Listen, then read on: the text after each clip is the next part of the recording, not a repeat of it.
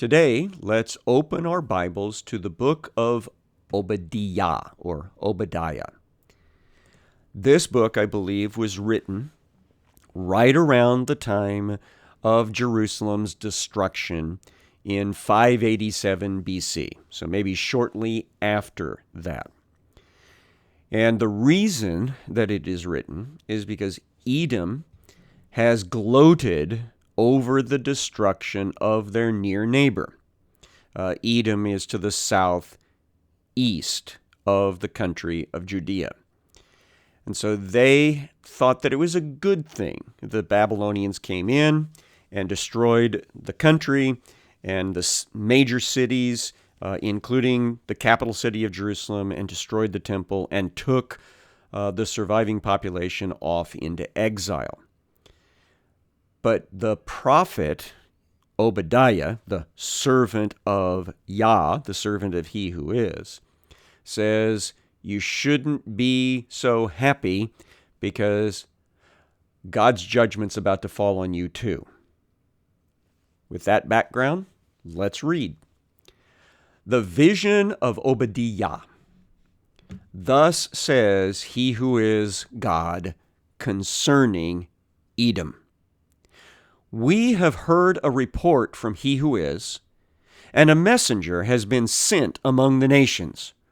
Rise up, let us rise up against her for battle. And that's the idea of rising up against Jerusalem and destroying it, that they deserve being taken down. Verse 2, Behold, I will make you small among the nations, and you shall be utterly despised. So God's response is, you're taking that attitude toward Jerusalem, guess what? You've got judgment coming too. The pride of your heart has deceived you. You who live in the clefts of the rock, in your lofty dwellings, who say in your heart, who will bring me down to the ground? The topography of Edom is very mountainous and craggy. Lots of places where you can build in cliff areas to kind of protect yourself from any armies trying to come in. The city of Petra, which you see pictures of, is located in Edom, and you know that it is a place that has buildings carved into the cliff sides. Well, that's being played on here in the wording, is you think that you've got it made by hiding in your cliffs? Well, I'm going to bring you down to the ground itself. Verse 4, along that same idea. Though you soar aloft like the eagle, though your nest is set among the stars, from there I will bring you down, declares He who is. You know that some birds, like eagles and vultures and hawks, they like to build their nests way up on the side of cliffs, up in the mountains, and then they soar all over the place, high above people's heads.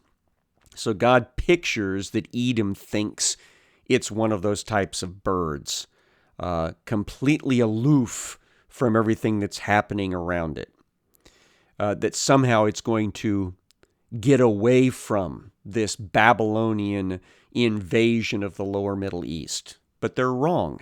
God says, I'm going to bring you down no matter how high and protected you think you are.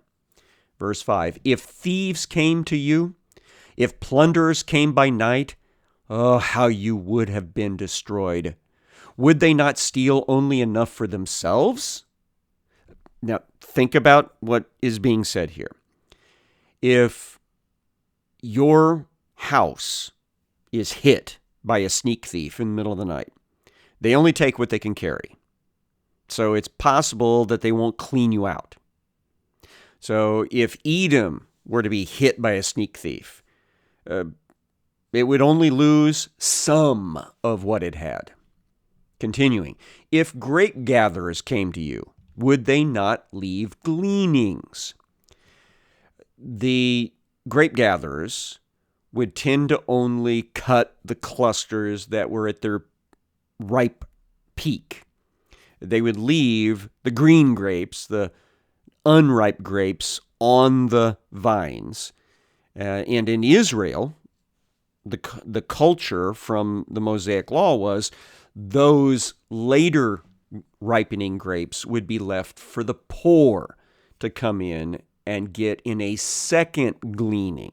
So that's being played here, is that at grape gathering time, the grape gatherers are only going to take the ripest of the grapes and leave the green ones behind.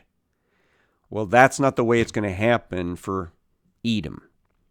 When the Babylonians come through, they are going to take everything. Verse 6, how Esau has been pillaged, his treasure sought out.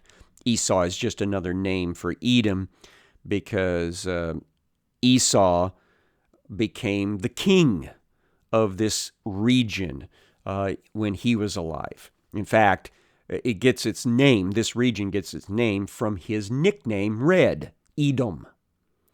All your allies have driven you to your border. Those at peace with you have deceived you. They have prevailed against you. Those who eat your bread have set a trap beneath you. You have no understanding. So you don't even realize what's going on here. You're being pushed by the invading forces to your very borders. And even some of your neighbors that you thought you could trust in a time like this, no, they're going to sell you out. Verse 8, will I not on that day, declares he who is, destroy the wise men out of Edom, and understanding out of Mount Esau? And your mighty men shall be dismayed, O Teman. Teman is just one of the main cities in this region.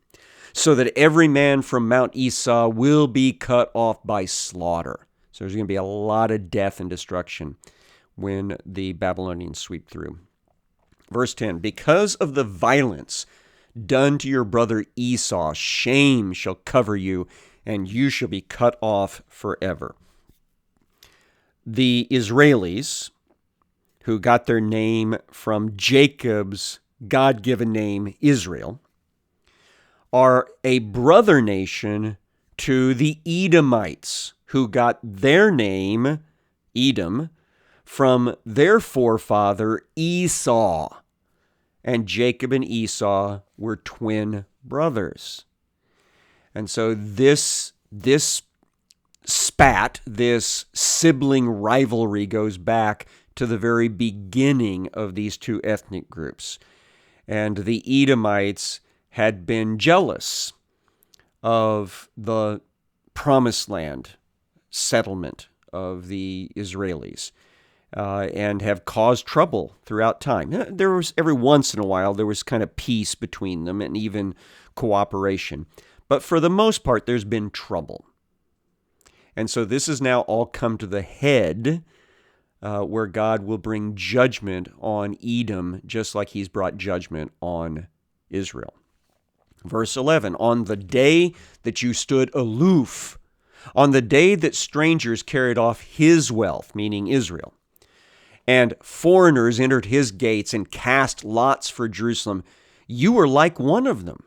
So you Edomites, you were kind of cheering on the plundering of Jerusalem. Verse 12, but do not gloat over the day of your brother in the day of his misfortune. Do not rejoice over the people of Judah in the day of their ruin. Do not boast in the day of distress. Do not enter the gate of my people in the day of their calamity. Don't gloat over his disaster in the day of his calamity. Do not loot his wealth in the day of his calamity. Do not stand at the crossroads to cut off his fugitives. Do not hand over his survivors in the day of distress. These all seem to be warnings to not even participate in the fallout of the destruction of Judah and the exile of the Israelis. Because, they could take advantage of the chaos and go in and plunder areas where the Babylonians had kind of pulled out. Or they could capture those that were trying to run away from the Babylonian forces and turn Israelis into slaves that they could sell for their own benefit, or take their stuff from these exiles that were heading north. So God warns them, don't even think about it.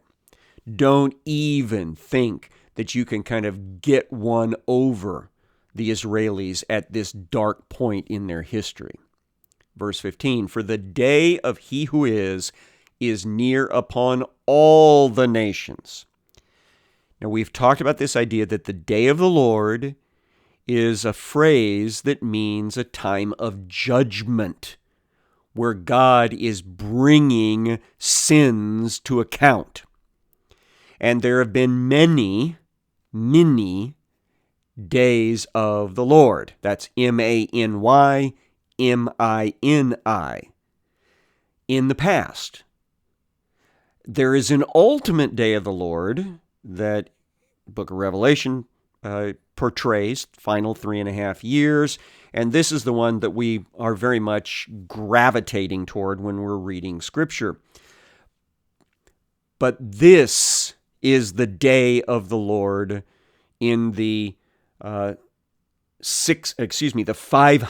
BC, the 6th century BC, when all of these nations are coming under God's judgment, and that will include Edom.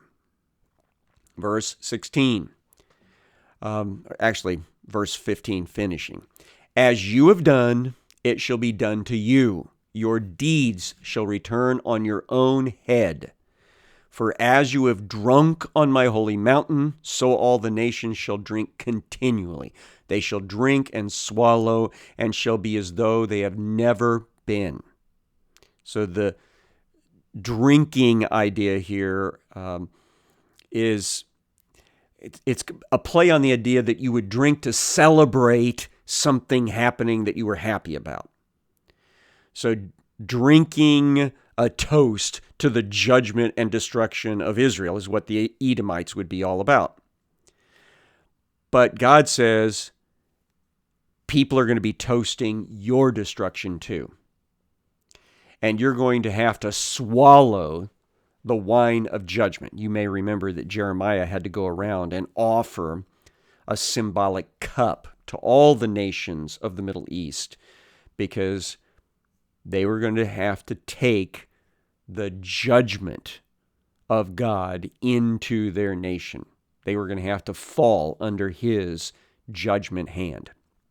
So here's that imagery again kind of playing out. Verse 17, but in Mount Zion there shall be those who escape, and it shall be holy, and the house of Jacob shall possess their own possessions. So this is a prophecy about the return that we've talked about multiple times.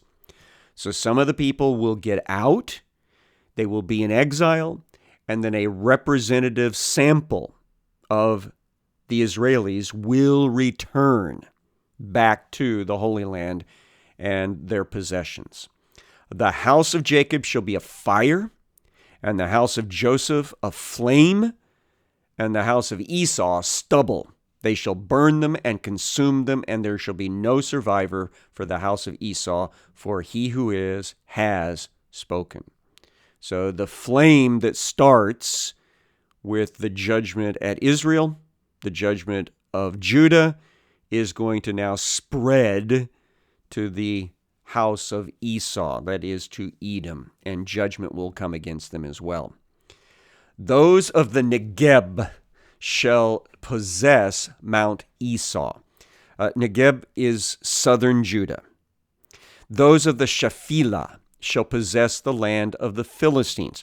The Shephelah is the transition country between the coastal plain by the Mediterranean and the central mountain portion of Judah, the place where Hebron and Bethlehem and Jerusalem, and then just keep on going north along that ridgeline.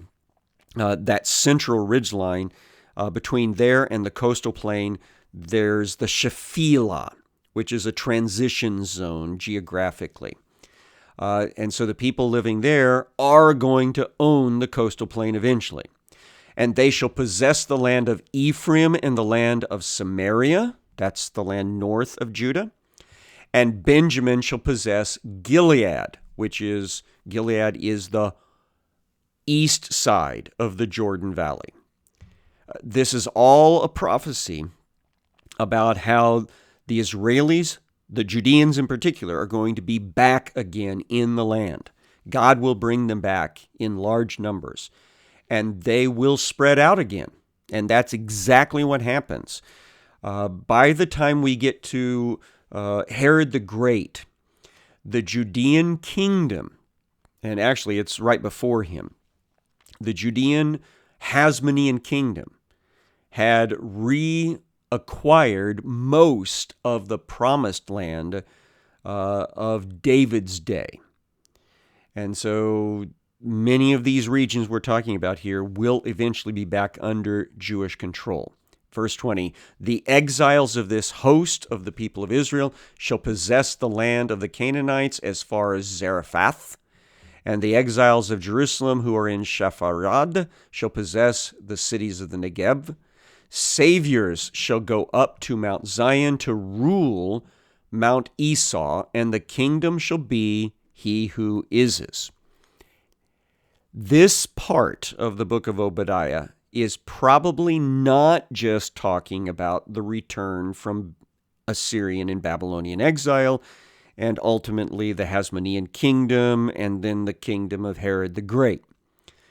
Because all of that comes to an end again. The kingdom of the Hasmoneans was whittled down. The kingdom of Herod the Great was split up, and then much of it came under Roman control, and then all of it came under Roman control. And the Israelis saw the city of Jerusalem destroyed again in AD 70. And then in the 130s of the Christian era, the Jewish people were exiled again in large numbers out of the Promised Land. And they remained there until we have these mass returns starting with the 1800s and the early 1900s and right up until the present time. It will not be until the second coming of Jesus, though, that the kingdom shall be the Lord's. That's when the kingdoms of this world become the kingdoms of God's Lord and Christ. That's Book of Revelation. So we're talking here ultimately about this coming to pass in the new heaven and new earth in which righteousness dwells and over which Jesus is the King of kings and the Lord of lords. So we have kind of a very long viewpoint that is presented in this little tiny book in the Old Testament. Judgment of God is coming in the 6th century BC, but the kingdom of God is coming many thousands of years later with Jesus ruling and reigning as the King of kings and Lord of lords. At this point, we want to go back to the book of Jeremiah, chapter 48, get to the right one, is going to continue this idea that the judgment of God is falling against many of the lands of the Middle East during this time period. We were just talking about Edom. The neighbor immediately north of Edom is Moab. And it is the first one that's mentioned in this prophecy that we're going to go to now, Jeremiah 48. Concerning Moab, thus says he who is of the hosts, the God of Israel. Woe to Nebo, for it is laid waste. Now we're going to see a lot of regional and city names here, and I'll only explain a few of them.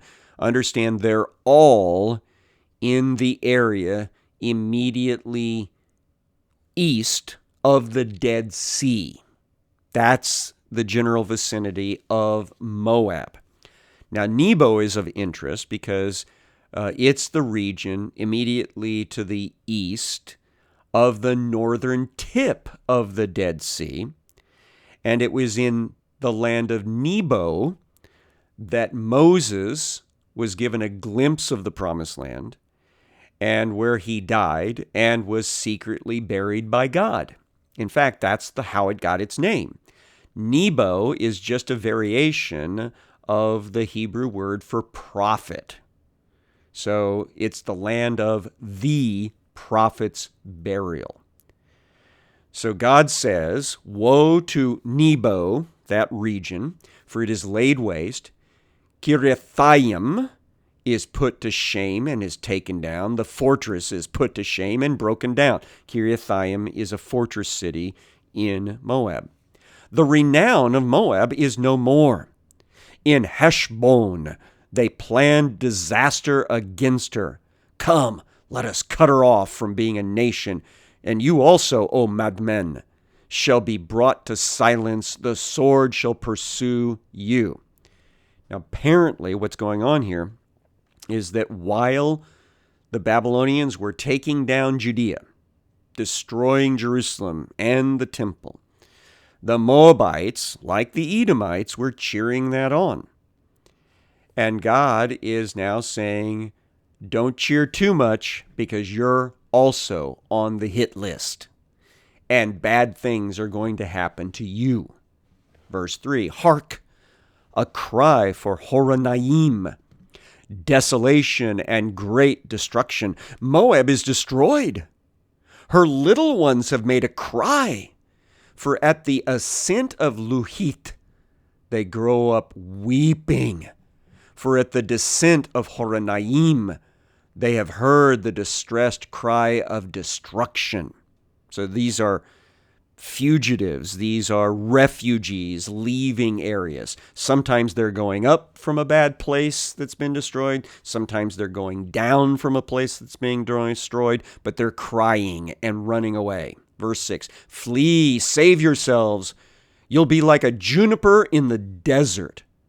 For because you trusted in your works and in your treasures, you also shall be taken.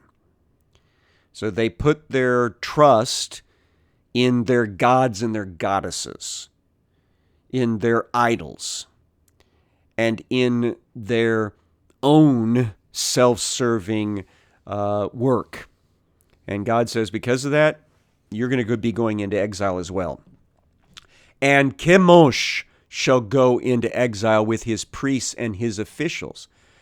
Now, Chemosh is the name of the Moabite god of destruction. We've talked about this idea that the Moabites and the Ammonites are brother nations. They are both descended from Lot and his two daughters from an illicit relationship that took place shortly after the destruction of Sodom and Gomorrah. And that came into the religion of the Moabites and the Ammonites because they would worship this god of destruction, this king of destruction. The Ammonites talked about him being Molech, the king. So Molech Chemosh, the destroyer king. He was worshipped by getting drunk, having sex, and burning up the babies as a sacrifice from the last time this ceremony took place. Don't know for sure, but the ceremony might originally have taken place on the anniversary of the destruction of Sodom and Gomorrah and the other cities. Be that as it may, what's being predicted here is that their idol, Chemosh, is going to be captured and taken away along with his priests and his officials into exile. Verse 8, the destroyer shall come upon every city. No city shall escape. The valley shall perish. The plain shall be destroyed, as he who is has spoken. Give wings to Moab, for she would fly away. Her cities have become a desolation with no inhabitant in them. So they're going to be depopulated thanks to the coming of the Babylonians. Cursed is he who does the work of he who is with slackness, and cursed is he who keeps back his sword from bloodshed. Now that's an interesting line. It's put in there as the idea that the Babylonians need to do the judgment of God against the Moabites. Moab has been at ease from his youth and has settled on his dregs. He has not been emptied from vessel to vessel, nor has he gone into exile, so his taste remains in him and his scent has not changed. There's a mention here of the process of keeping of wine, where you move it into a new container away from the sediment. But here, the idea is the sins of Moab remain in place. They're still there. The dregs, the sediment of his sin is still part of his vintage. He still smells sinful. And so that's why judgment is going to come against him, and he is going to be broken like a bad vine or bad vintage jar.